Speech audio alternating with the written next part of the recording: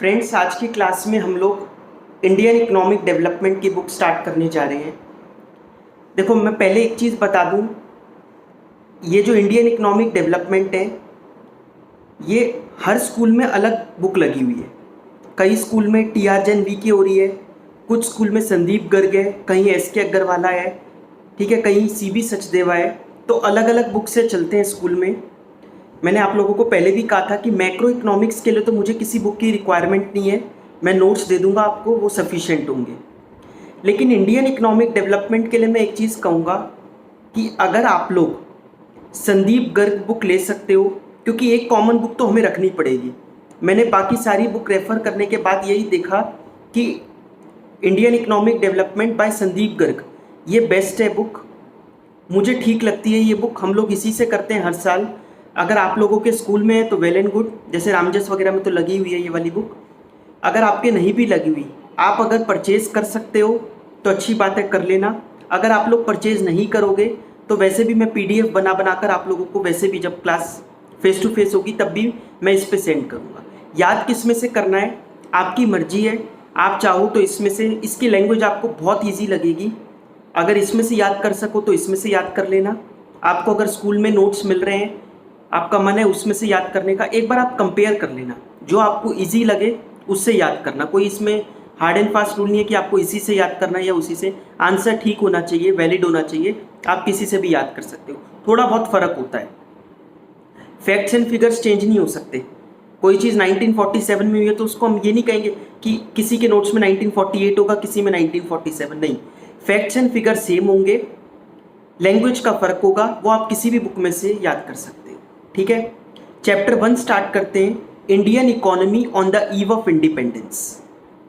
Independence से पहले हमारी इकोनॉमी की क्या सिचुएशन थी हर एक सेक्टर में।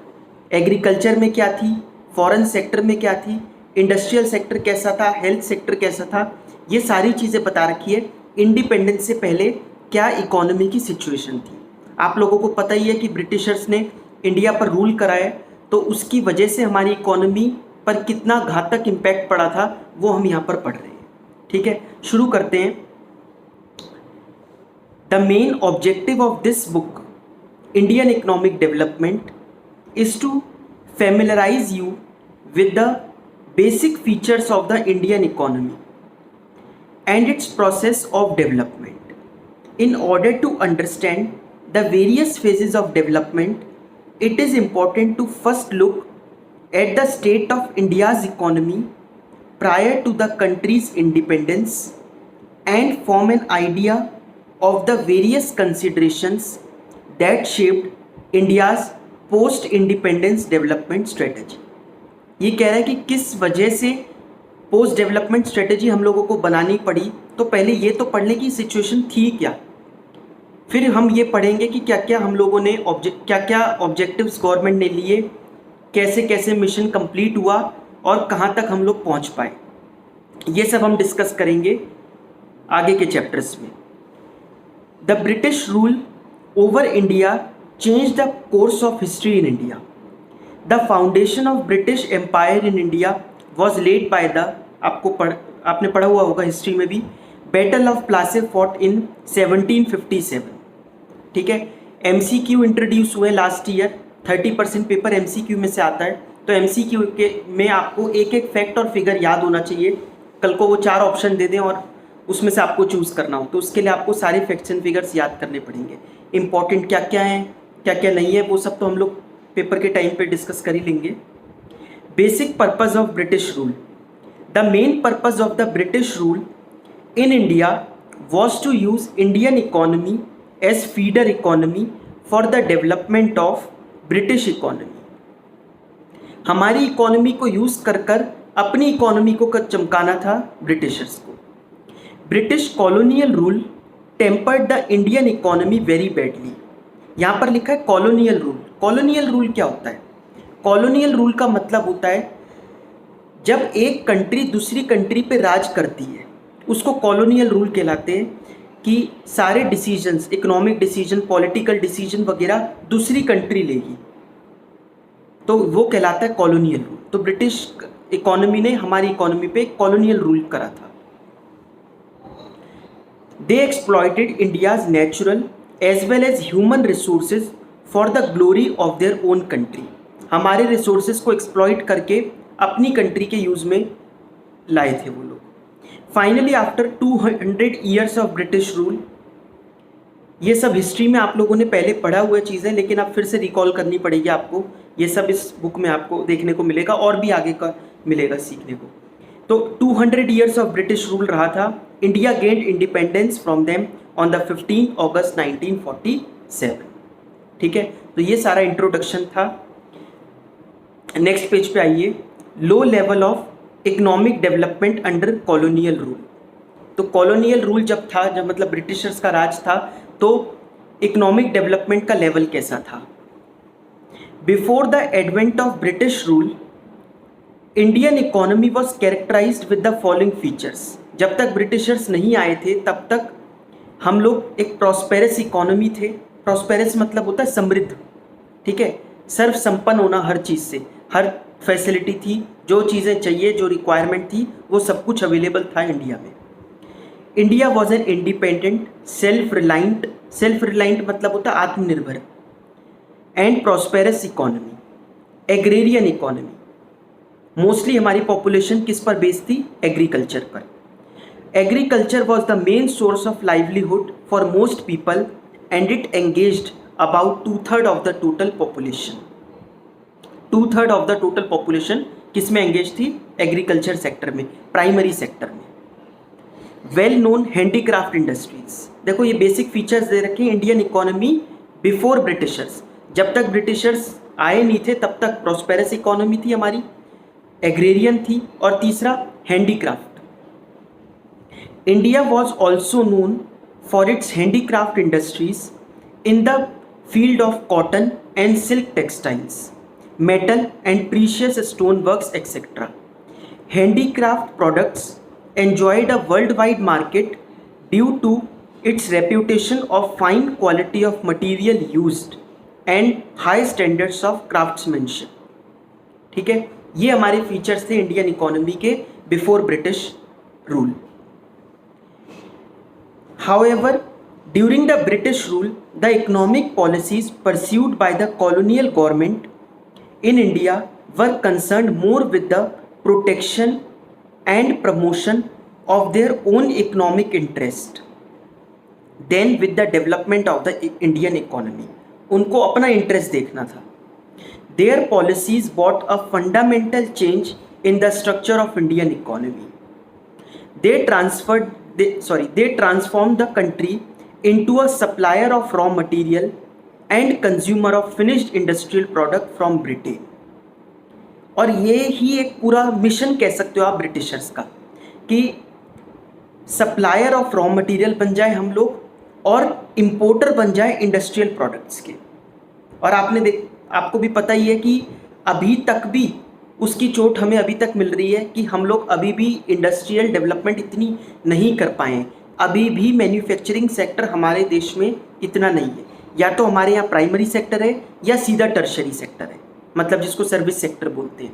या तो एग्रीकल्चर ज़्यादा है, गांव में चले जाएं, और अगर हम शहरों में चले जाएं तो सर्विस सेक्टर ज़्यादा है। अभी भी मैन्युफैक्चरिंग सेक्टर चाइना में है, ठीक है, एज़ कम्पेयर टू चाइना हमारे इंडिया में बहुत कम है।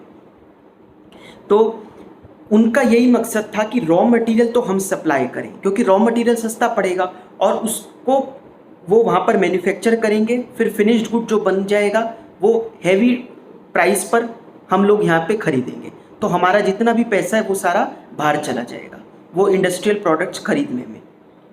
ठीक है। लो level of national income and per capita income. The economic condition of a nation can be judged with the data of national income and per capita income. या तो national income से और पर कैपिटा इनकम से ही किसी भी country, किसी भी नेशन की इकोनॉमिक कंडीशन के बारे में जाना जा सकता है। नेशनल इनकम आप लोगों को बहुत अच्छे से पता ही है क्या होती है, और पर कैपिटा इनकम होती है income divided by population of the country. However, no sincere attempt was made by the British government to estimate India's national and per capita income. और आपको फिर पता है आगे के बारे में बात की सबसे पहले, फिर डोमेस्टिक इनकम आई, फिर डोमेस्टिक में भी कुछ लिमिटेशन थी। उसमें क्या करते थे हम डोमेस्टिक इनकम में, जो income earned with in the domestic territory of country सिर्फ वो ली जाती थी। उसमें जो हम लोग बाहर से कमा के ला रहे हैं या बाहर वाले जो यहाँ कमा रहे हैं उसको एडजस्ट नहीं किया जाता था। तो वो सब ठीक हुए, तब जाकर नेशनल इनकम बाद में निकली। Some individual attempts were made by experts like, नाम याद रखने जरूरी हैं, Dadabhai Naoroji, William Digby, Findlay Shirras, VKR Rao and RC Desai. But all these estimates produce conflicting and inconsistent results.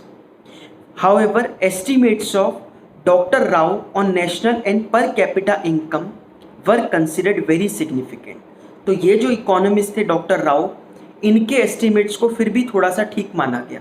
तो आपके पास 4 इकोनॉमिस्ट के नाम लिखे हुए आ सकते हैं MCQ में कि किसके अप्रॉक्सीमेटली ठीक माने गए थे नेशनल इनकम कंप्यूट करने में। तो वो कौन थे? डॉक्टर राव। ठीक है। Next, most of the studies reveal that countries growth of aggregate real output during the first half of the 20th century was less than 2% and 0.5% growth in per capita output पर। अब हमें एक एक sector के बारे में detail में पढ़ना है कि इंडिपेंडेंस से जस्ट पहले एक एक सेक्टर की क्या सिचुएशन थी। इसी सीरीज में सबसे पहले है एग्रीकल्चरल सेक्टर। ठीक है, पढ़ना शुरू करते हैं। During the pre British period the condition of Indian agricultural was not at all satisfactory. India's economy under the British colonial rule was overwhelmingly rural. Overwhelmingly means excessively rural and agricultural in character. ज़्यादातर लोग गांव में रहते थे और ज़्यादातर सब agricultural पे बेस्ड थे। Nearly 85% of the countries population mostly lived in villages and derived livelihood directly और इनडायरेक्टली फ्रॉम एग्रीकल्चर। या तो उनका खुद का खेत वगैरह होगा तो एग्रीकल्चर से रिलेटेड हो गया, या फिर उनको ही कुछ सामान प्रोवाइड कर रहे होंगे जो एग्रीकल्चर में इन्वॉल्व है। तो डायरेक्टली या इनडायरेक्टली वो एग्रीकल्चर से ही, प्राइमरी सेक्टर से ही लिंक्ड थे। Even with the large proportion of population engaged in agriculture the country was not self sufficient in food and raw materials for industry. इतना होने के बावजूद भी कंट्री में फूड की सेल्फ सफिशिएंसी नहीं थी। हमें फिर भी खाना बाहर से मंगवाना पड़ता था। खाना मतलब फूड ग्रेन्स वगैरह बाहर से मंगवाने पड़ते थे। मेन रीजंस, अब ये पहला लॉन्ग क्वेश्चन है, main reasons for stagnation in agriculture sector. तो एग्रीकल्चर सेक्टर की ये जो स्थिति थी on the eve of independence, इसके मेजर रीजंस क्या थे? ठीक है, ये कंप्लीट फुल फ्लेजेड क्वेश्चन है पहला जो इस चैप्टर में से आ सकता है। इससे पहले कोई MCQ वगैरह बन जाए तो बात और है, नहीं तो उससे पहले कोई भी इंपॉर्टेंट क्वेश्चन नहीं था। ठीक है, ये पहला इंपॉर्टेंट क्वेश्चन है, main reasons for stagnation in agricultural sector. शुरू करते हैं। The stagnation in agricultural sector was caused due to the following reasons. Land settlement system, एक तो लैंड सेटलमेंट सिस्टम था। ये क्या होता है? The most important reason for stagnation in agricultural sector was the introduction of zamindari system by the colonial government. Under this system profits accruing out of agricultural sector went to the zamindars in the form of lagaan. जिनकी land होती है उन लोगों को profit देना पड़ता था। जितना भी प्रॉफिट हो रहा है उस एग्रीकल्चर लैंड से, वो सारा प्रॉफिट किनके पास चला जाता था? लैंडलॉर्ड के पास, जमींदार के पास, in the form of lagaan. The main interest of the zamindars was to collect lagaan regardless of the economic condition of the cultivator. तो जो फार्मर वहाँ पे कल्टीवेट कर रहा है उसकी क्या कंडीशन है, इकोनॉमिक कंडीशन क्या है, उससे कोई मतलब ही नहीं था ज़मींदार को। उसको मतलब था कि जितना भी प्रॉफिट आ रहा है वो सीधा किसके पास जाना चाहिए? ज़मींदार के पास। ठीक है, तो आपको लगता होगा फिर वो कल्टीवेट करता क्यों था जब सारा प्रॉफिट ही ज़मींदार के पास जाता था? उसकी मजबूरी थी, खाना तो है उसको, सिर्फ सर्वाइवल के लिए, क्योंकि खाना तो मिल ही जाता था जो वो प्रोडक्शन कर रहा है उसमें से। तो सिर्फ अपने सर्वाइवल के लिए उसको मजबूरन ये सब करना पड़ता था। इकोनॉमिक कंडीशन उसकी बहुत बेकार थी। खाना मिल सकता है लेकिन उसके अलावा कुछ और नहीं मिलेगा। The dates of depositing specified sum of lagan to British government was also fixed, failing which the zamindars were to lose their rights. The zamindars and the colonial government did nothing to improve the condition of agriculture. Agriculture की condition improve करने के लिए उन लोगों ने कुछ नहीं किया, सिर्फ अपनी इकोनॉमिक कंडीशन को ठीक करना था कि हमारे पास प्रॉफिट आना चाहिए, हमारे पास पूरा आउटपुट आना चाहिए, जितना भी एक्सेसिव आउटपुट बन रहा है वो उनको मिलना चाहिए। ये सारा ऑब्जेक्टिव होता था ज़मींदार्स का और ब्रिटिशर्स का। उनका किसी का भी ये फोकस नहीं होता था कि किसी तरीके से जो एग्रीकल्चर सेक्टर है उसको इम्प्रूव किया जाए। ठीक है, तो सबसे पहला पॉइंट हो गया लैंड सेटलमेंट सिस्टम। ये जो देश में लैंड सेटलमेंट सिस्टम था, लैंड सेटलमेंट सिस्टम को अगर हम समराइज करें तो ये क्या है, जिसमें जितना भी प्रॉफिट होता है, कल्टीवेटर जब मतलब फार्मर वहाँ पे कल्टीवेशन करता है फार्म पर, तो जितना भी प्रॉफिट होता है वो सारा ज़मींदार को चला जाता है। समझ में आ गया? कमर्शलाइजेशन ऑफ एग्रीकल्चर, एग्रीकल्चर का कमर्शलाइजेशन कर दिया गया। इसको बोलते हैं कैश क्रॉप बनाना। कैश क्रॉप कौन सी होती है? कैश क्रॉप का मतलब होता है जिसमें बिककर पैसा मिले।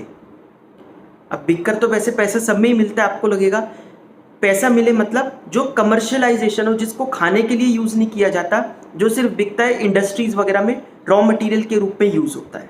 ठीक है, कॉटन जूट वगैरह। तो commercialisation of agriculture means production of crops for sale in the market rather than for self consumption. During the British rule, farmers were given higher price for producing cash crops like cotton or jute. However, this did not improve the economic condition of farmers because instead of producing food crops, they were producing cash crops which were to be ultimately used by British industries. Britishers उनको बदले में बहुत nominal सा amount पे करते थे और food crop में तो वो भी नहीं मिल पाता था, तो एटलीस्ट कुछ तो पैसा आ रहा है, इस वजह से वो फूड क्रॉप की जगह कैश क्रॉप बनाते थे मजबूरन, और उसमें भी वो एक्सप्लॉइट होते थे, पैसा उनको पूरा नहीं मिलता था। Thus British rule promoted shifting of crops from food crops to cash crops. समझ में आ गया? पहला पॉइंट था main reasons for stagnation in agriculture sector का पहला पॉइंट क्या था? Land settlement system. ठीक है, दूसरा पॉइंट हो गया commercialisation of agriculture. Next point देखिए, low level of productivity. Productivity का लेवल बहुत कम था। इतनी बड़ी पॉपुलेशन एग्रीकल्चर में इन्वॉल्व थी, फिर भी जो एग्रीकल्चर का जो प्रोडक्टिविटी थी वो बहुत कम थी। लो लेवल ऑफ टेक्नोलॉजी, और इसका रीज़न क्या था? ये लो लेवल ऑफ टेक्नोलॉजी, देश में कोई टेक्नोलॉजी नहीं थी। Lack of irrigation facilities and negligible use of fertilizers resulted in low level of productivity. ना तो फर्टिलाइजर्स का यूज़ होता था, इरिगेशन फैसिलिटीज़ नहीं थी। इरिगेशन आप समझते हो, सिंचाई वगैरह करना, जो पानी की रिक्वायरमेंट होती है फार्म को वो प्रोवाइड करना। इसी वजह से अगर मतलब इरिगेशन फैसिलिटीज़ होती है सिंचाई करना, तो जहाँ पर इरिगेशन फैसिलिटी नहीं होती उनको रेनफॉल पर डिपेंड होना पड़ता है। तो अगर एक्सेसिव हुई रेनफॉल तो दिक्कत, कम हुई डेफिशिएंट हुई तो दिक्कत। ठीक है, जहाँ पर इरिगेशन फैसिलिटी होती है वहाँ पर ये वाली प्रॉब्लम नहीं आती। तो low level of technology, lack of irrigation facilities, negligible use of fertilizers resulted in low level of productivity. The cultivator had neither the means nor any incentive to invest in agriculture. The zamindar had no roots in the villages, while the British rule spent little on agricultural, technical और mass education। उन्होंने agriculture पर या किसी technical और मास education पर related to agriculture उस पर बहुत कम खर्च किया और उनका कोई इंटरेस्ट नहीं था इस चीज़ में। ठीक है, जो लोग जैसे बना रहे हैं हर चीज़ की, इवन जो लैंड होती है, लैंड पे भी क्या होता है कि कोई भी क्रॉप नहीं बन सकती। ठीक है, हर लैंड की अपनी क्वालिटी होती है कि वहाँ पर क्या चीज़ ज़्यादा बन सकती है, तो उसकी नॉलेज फार्मर को तो होगी नहीं। वो कुछ भी बनाकर देखेगा, वो नहीं बनेगा तो पूरा साल बर्बाद हो गया उसका, वो सीज़न पूरा ख़त्म, फिर नेक्स्ट सीज़न में उसको दूसरी चीज़ बनानी पड़ेगी। ठीक है, all this made it difficult to introduce modern technology which caused a perpetually low level of productivity. Perpetually मतलब रेगुलर, कंसिस्टेंटली लो लेवल हो रही थी प्रोडक्टिविटी की। जैसे आपने परपेचुअल वर्ड कंपनी में पढ़ा होगा 11th में BS में फॉर्मेशन ऑफ अ कंपनी में, कि कंपनी परपेचुअल सक्सेशन होती है, कि मेंबर्स में come and go but company keeps on going. तो वो वर्ड होता है परपेचुअल, मतलब चलते रहना। थर्ड पॉइंट हो गया लो level of productivity. Last point है स्केर्सिटी ऑफ इन्वेस्टमेंट, इन्वेस्टमेंट की कमी होना, पैसे कोई इन्वेस्ट नहीं करना चाहता था एग्रीकल्चर में। India's agriculture was facing scarcity of investment in terracing, flood control and drainage. Flood control करने में, ड्रेनेज में, टेरेसिंग में कोई पैसा इन्वेस्ट नहीं करना चाहता था। टेरेसिंग क्या होती है? टेरेसिंग आप लोगों ने कभी अगर ट्रेन से ट्रेवल करते ही होंगे तो आपने देखा होगा, या कोई बिल्कुल एग्रीकल्चर में किसी के पेरेंट्स या ग्रैंड पेरेंट्स वगैरह इन्वॉल्व है तो उनको और अच्छे से पता होगा, मेरे को तो बहुत कम पता है इसके बारे में, कि जैसे जो हिली एरियाज़ वगैरह होते हैं, मैंने तो वहीं पर देखा है कि वहाँ पर टेरेसिंग की जाती है। टेरेसिंग का मतलब क्या होता है? हिली एरियाज़ में एग्रीकल्चर, जब एग्रीकल्चर एक्टिविटी होती है तो वो उस लैंड को डिवाइड कर देते हैं, बिल्कुल एक स्टेयर के तरीके से बना देते हैं, जैसे जीने होते हैं ना उस तरीके से एग्रीकल्चर करते हैं। तो इसका रीज़न हम लोगों ने पूछा था कि आप लोग ऐसे क्यों प्रोडक्शन कर रहे हो, तो वो बताते हैं कि जो बारिश वगैरह पड़ती है तो अगर हिली एरिया में बारिश होगी तो वो जितने भी ऊपर उन्होंने सॉइल वगैरह थी वो सारी नीचे आ जाएगी पानी के साथ बहकर। इस वजह से वो स्टेयर्स टाइप से बनाते हैं एग्रीकल्चर को, वहाँ पर जो प्रोडक्शन करते हैं एग्रीकल्चर वो इस तरीके से करते हैं टेरेस की फॉर्म में। इससे क्या होगा कि एक जगह पर जब बारिश आएगी तो ज़्यादा से ज़्यादा वो सरक कर अगले वाले पर जाएगी, उससे नीचे नहीं जाएगी। ठीक है, तो वो बारिश हर जगह अलग अलग पड़ती रहे। और भी इसके बहुत सारे फ़ायदे होते हैं, इसको बोलते हैं टेरेसिंग फार्मिंग। ठीक है, तो बहुत सारे लोग इसको यूज़ करते हैं टेरेसिंग फार्मिंग, जो हिली एरियाज़ में एग्रीकल्चरल प्रोडक्टिविटी करते हैं। इसके लिए इन्वेस्टमेंट चाहिए होती है। ठीक है, ये इतना आसान नहीं होता करना, क्योंकि इसके लिए आपको मतलब कुछ ना कुछ इक्विपमेंट चाहिए कि आप वो कर पाओ terracing farming. Although some farmers changed their cropping pattern from food crops to commercial crops, a large section of tenants मतलब किराएदार, small farmers and sharecroppers neither had resources and technology nor had incentive to invest in agriculture। ना उनको कोई incentive मिला, कोई फ़ायदा मिल रहा था कि एग्रीकल्चर में अगर इन्वेस्ट करेंगे तो कोई सामने वाला कोई लोन ही प्रोवाइड कर दे फ्री में, या इंटरेस्ट फ्री लोन मिल जाए, ऐसा कुछ भी प्रोवाइड नहीं किया जा रहा था। ठीक है, ये एक वर्ड आया था इसमें शेयर क्रॉपिंग। शेयर क्रॉपिंग क्या होती है वो इसमें दे रखा है। Share cropping is a form of agriculture in which land owner allows a tenant to use the land in return for a share of the crops produced on their portion of land. Zamindari system में क्या था, लगान देना पड़ता था, उसमें पैसा होता है। इसमें पैसा नहीं देना पड़ता, इसमें जो आपने प्रोडक्शन की है उसका एक हिस्सा वो डिसाइड कर लेते हैं कि ये हिस्सा हमारा। तो उनकी भी फूड कंजम्पशन, जो लैंडलॉर्ड होगा तो उनको भी जितने की फूड की रिक्वायरमेंट होगी वो उससे पूरी हो जाती है, तो वो पैसा ना लेकर क्रॉप से ले लेते हैं। ठीक है, जो प्रोडक्शन हुई है उसका एक हिस्सा ले लेते हैं। समझ में आ गए? ये चारों चीज़ें थी, ये थे main reasons for stagnation in agricultural sector. Land settlement system, commercialisation of agriculture, low level of productivity और स्केर्सिटी ऑफ इन्वेस्टमेंट। ठीक है, ये पहला सेक्टर हम लोगों ने पढ़ लिया, बाकी चीज़ें हम लोग नेक्स्ट क्लास में करते हैं।